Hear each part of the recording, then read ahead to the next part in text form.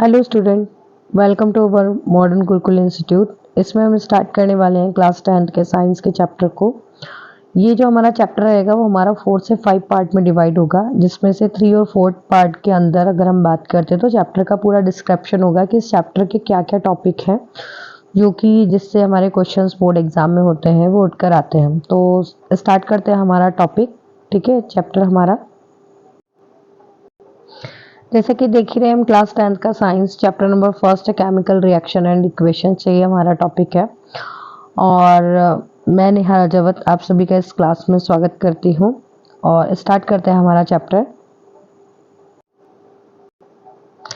ठीक है, chapter number first chemical reaction and equation. तो हम समझते हैं इसको पहले। केमिकल रिएक्शन एंड इक्वेशन में क्या लिखा है यहाँ पे, consider the following the situations of a daily life and things what is happen when, यानी कि हमारी डेली लाइफ में जो भी रूटीन होते हैं उसमें हम चीज़ों को देखते हैं और समझते हैं कि क्या होता हैगा। जैसे milk is left at room temperature during the summer. जब गर्मियों का समय होता है तो आपने देखा होगा कि जो रूम टेम्परेचर पे जब हम दूध को रखते हैं तो उसमें किसी तरीके का बदलाव आता है, यानी कि चेंजेस आता है। ठीक है, इसी तरह इसकी बात करते हैं आयरन तवा, पैन, नेल्स, ये सारी चीज़ें होती हैं। इसमें भी एटमॉस्फेयर के जब संपर्क में, मतलब कि जब हवा जो होती है उसके जब संपर्क में कांटेक्ट में आती है तो आपने देखा हो उस पर एक ब्राउन कलर की लेयर चढ़ जाती है। ठीक है ना, यानी कि जंग लग जाती है जिसे हम कहते हैं। ठीक है, इस तरीके से जो ग्रेप्स होते हैं, जो अंगूर होते हैं, उनका फर्मेंटेशन कैसे होता है। ठीक है, खाने को बनाने में आपने कई खाना को देखा होगा, जैसे कि अगर हम बात करते हैं ईस्ट वगैरह को मिलाया जाता है मैदे वगैरह में तो उसमें किस तरीके का चेंजेस आता है।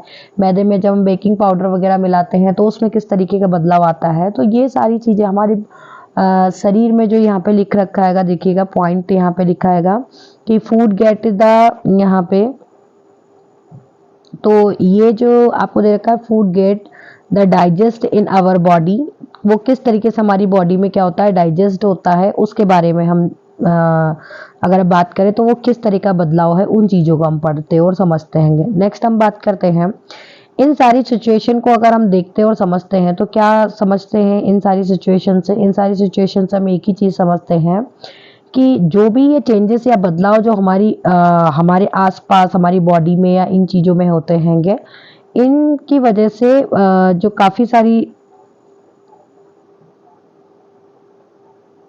एक सेकेंड रुकिएगा, है ना, वो सारे चेंजेस जो होते हैं वो किस टाइप के होते हैं, आपके केमिकल चेंजेस हो सकते हैं, वो फिजिकल चेंजेस हो सकते हैं। उन्हीं चेंजेस के बारे में हम इस चैप्टर के अंदर पढ़ेंगे। ठीक है, एक्टिविटी अभी हम नहीं समझेंगे, एक्टिविटी को हम बाद में समझेंगे। एक साथ एक ऐसा पूरा वीडियो बना लेंगे जिसमें हम एक्टिविटी ही पढ़ेंगे। ठीक है, सबसे पहले टॉपिक हम यहाँ पे उठा रहे हैं कौन सा, chemical equation. What is the chemical equation. ठीक है, तो what is the chemical equation में सबसे पहले हम समझते हैं यहाँ पे क्या लिखा है, can be the described as when a magnesium ribbon is a burn is oxygen, यानी कि मैग्नीशियम रिबन को जब हम ऑक्सीजन की उपस्थिति में क्या करते हैं, बर्न करते हैं, यानी कि जलाते हैं, तो क्या होता है, this the description of the chemical reaction is the sentence form is quite long, it can be the written in a shorter form, यानी कि इस इक्वेशंस को अभी हम एक डिस्क्रिप्शन जब हम बोल रहे हैं काफ़ी लंबा चौड़ा, जैसे हम बोलेंगे कि मैग्नीशियम रिबन को हम लेंगे फिर उसको हम जलाएंगे तब वहाँ पे ऑक्सीजन मौजूद होना चाहिए और ऐसी कंडीशन में वो मैग्नीशियम ऑक्साइड में बदल जाती है।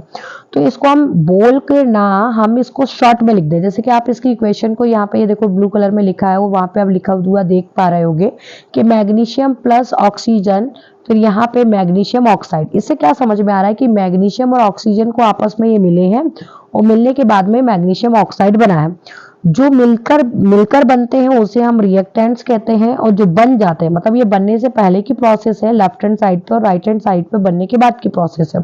तो बनने की जो बाद की प्रोसेस होती है उसे हम प्रोडक्ट कहते हैं। ठीक है, अब यहाँ पे इन्होंने इसी को इक्वेशन कहा जाता है, यानी कि जो लैंग्वेज होती है, जैसे कि अगर मैं मान के चलूँ कि मुझे ORS का घोल बनाना है, तो मैं ORS का घोल जब बनाऊंगी तो कैसे बनाऊंगी कि मैं कहूंगी कि मैंने पहले मैंने पहले पानी लिया, फिर उसमें नमक को, फिर मैंने उसमें शक्कर को घोला, फिर घोलने के बाद में ORS का घोल बना।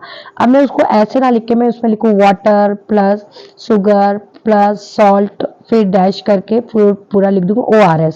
तो यानी कि उसको ना इतना लंबा ना बोल के उसको शॉर्ट फॉर्म में, यानी कि जिस तरीके से रिप्रेजेंट कर दिया हमने, तो उसी को केमिकल इक्वेशन कहा जाता है। केमिकल इक्वेशन की अगर हम बात करते हैं तो लेफ्ट हैंड साइड पे जितने भी, ये देखो ये लिखा हुआ है कि लेफ्ट हैंड साइड पे जितने भी साइंस होते हैं उसमें प्लस करके उनके बीच में प्लस यानी कि बिटवीन प्लस का साइन यूज किया जाता हैगा। और सिमिलरली इसी तरह के जो प्रोडक्ट्स होते हैं written by the right hand side, जो राइट हैंड साइड में लिखे होते हैं उसमें भी प्लस करके अगर 2 या 2 से ज्यादा आपके प्रोडक्ट बन रहे होते हैं तो उसे भी आप प्लस करके क्या करते हो, रिप्रेजेंट करते हो। ठीक है, इसके बाद हम आगे बढ़ते हैं। आगे क्या है आपका, राइट अ केमिकल इक्वेशन। तो केमिकल इक्वेशन क्या होता है, देखो अभी जैसे जो हमने पढ़ा था ना कि मैग्नीशियम रिबन और फिर ऑक्सीजन को मिलाकर मैग्नीशियम ऑक्साइड बना है, तो इस टाइप को भी अब हम उतना लंबा ना लिख के उसके साइंटिफिक नेम के साथ लिखते हैं। जैसे कि वाटर के हम ऑक्सीजन को, ऑक्सीजन की स्पेलिंग को ना रिप्रेजेंट करते हैं, हम वहां पे सीधे O2 लिख दें। ठीक है, हाइड्रोजन की स्पेलिंग को ना लिख के हम सीधे H लिख दें। ठीक है, तो इनको कहा जाता है केमिकल इक्वेशन। अब केमिकल इक्वेशंस में क्या होता है कि साइंस में हर किसी के नाम को एक अलग साइंटिफिक नेम दिए गए हैं और साइंटिफिक नेम को अलग अलग रिप्रेजेंट करने के लिए उनके एक सिंबॉलिक टाइप के दे रखे हैं। ठीक है ना, तो जब हम उनको उस सिंबॉलिक टाइप से मतलब उनके नामों को, जैसे मैग्नीशियम ऑक्सीजन मैग्नीशियम ऑक्साइड लिखा है तो मैग्नीशियम को मैग्नीशियम की स्पेलिंग ना लिख के Mg लिख दिया, यहाँ पर देखो ये, और ऑक्सीजन को ऑक्सीजन ना लिख के O2 लिख दिया और मैग्नीशियम ऑक्साइड को क्या लिख दिया, MgO लिख दिया। तो ये जब इस फॉर्मेशन में लिख दिया जाता है तो ये केमिकल इक्वेशन, इस तरीके से केमिकल इक्वेशन को क्या किया जाता हैगा, रिएक्शन को क्या किया जाता है, रिप्रेजेंट किया जाता है। ठीक है, अब इसमें टाइप्स ऑफ क्या पढ़े जाते हैं, chemical equation. Types of chemical equation की अगर हम बात करें तो टाइप्स ऑफ केमिकल इक्वेशन कई टाइप के होते हैं। ठीक है ना, तो टाइप्स ऑफ केमिकल इक्वेशंस के लिए अगर हम इसमें एक एक टाइप्स को समझेंगे तो सबसे पहले स्टेप बाय स्टेप पहले चीजों को समझ लेते हैं। क्या लिखा है यहाँ पे, पहले लिखा है balance chemical equation. Balance chemical equation क्या होता है, फिर हम टाइप ऑफ इक्वेशन जो रहेगा वो नेक्स्ट वीडियो में हमारा समझेंगे। बैलेंस केमिकल इक्वेशन क्या होता है, recall the law of the conservation of a mass that you use that you studied in class 9th. Mass can the neither be the create nor the destroy in a chemical reaction।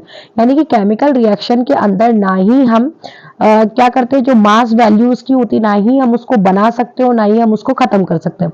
यानी कि किसी चीज को जब किसी चीज में mix करके बनाया जाता है तो उसकी जो मास ऑफ द वैल्यू होती है वो सिमिलर होती है। यानी कि जब वो बन रही थी तब भी और जब वो बन चुकी होती है तब भी, दोनों ही कंडीशन में उसकी मास वैल्यू जो होती है वो सेम होनी चाहिए। ठीक है ना, तभी उसे बैलेंस केमिकल इक्वेशन कहा जाता हैगा।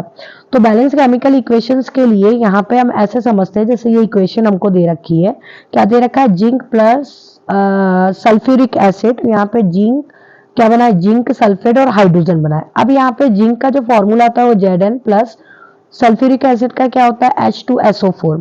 अब H2SO4 तो यहाँ पे जिंक सल्फेट यानी कि ZnSO4 प्लस हाइड्रोजन का H2 है। अब एक चीज ऐसे समझना आप कि इस साइड में H2 है, इस साइड में भी H2 है, दोनों साइड में H2 है। इधर देखते हैं Zn के साथ में कोई नंबर नहीं है पर यहाँ पे ZnSO4 है तो यानी 4 है। तो SO ये 4 इसके लिए तो है पर ये Z के लिए भी 4 है, Zn के लिए भी 4 है। तो ऐसी कंडीशन में क्या होगा कि आपको इसके लेफ्ट हैंड साइड में भी 4 चाहिए, आपको इसके लेफ्ट हैंड साइड में क्या चाहिए, 4 चाहिए। इस चीज को समझना आप। तो कैसे आप करेंगे इस देखना आप, एक सेकंड रुकिएगा।